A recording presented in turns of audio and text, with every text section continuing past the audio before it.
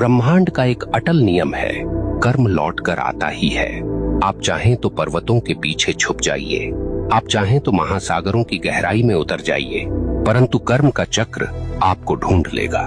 क्योंकि यह संसार किसी राजा के कानून से नहीं चलता, यह चलता है ब्रह्मांड के न्याय से।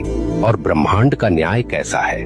निर्दयी, निष्पक्ष और बिल्कुल सटीक। यह न तो रिश्वत लेता है, न पक्षपात करता है। जिसने जैसा बोया है वैसे ही काटना है।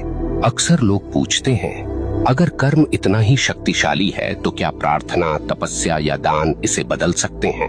सुनिए, प्रार्थना से आपका हृदय शुद्ध हो सकता है, तपस्या से आपका मन स्थिर हो सकता है, दान से आपके कर्मों में प्रकाश जुड़ सकता है, परंतु जो किया है उसका फल भुगते बिना कोई विकल्प नहीं।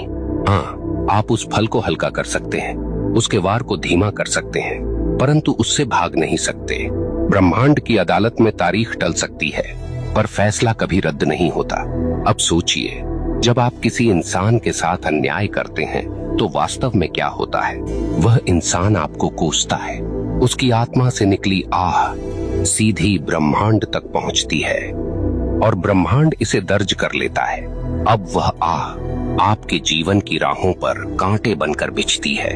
कभी वह आपके काम बिगाड़ देती है, कभी वह आपके घर में कलह भर देती है, कभी वह आपके मन को बेचैन कर देती है। और आप सोचते हैं ये सब क्यों हो रहा है, पर आपको याद नहीं रहता कि आपने किसी और की राह काटी थी।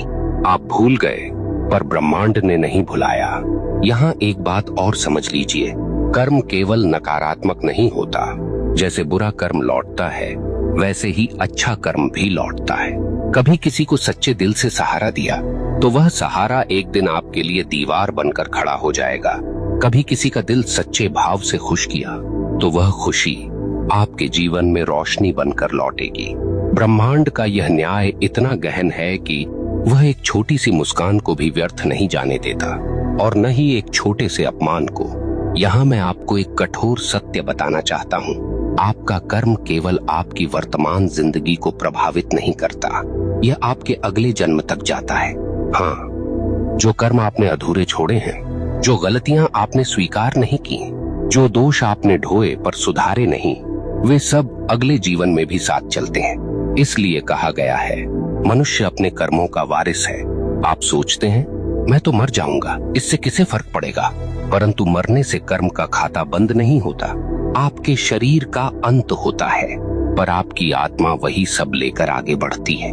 ब्रह्मांड तब तक चैन नहीं लेता जब तक आपको आपके कर्मों का फल न दिला दे।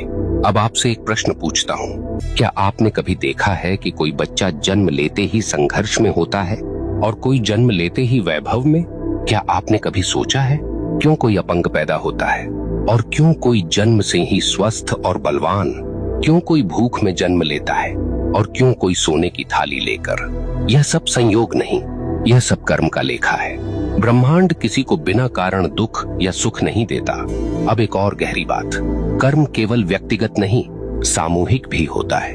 कभी आपने देखा है कि किसी पूरे समाज पर विपत्ति आती है, पूरा नगर डूब जाता है, पूरा गांव अकाल झेलता है, कभी कभी पूरे राष्ट्र पर संकट आता है। क्यों?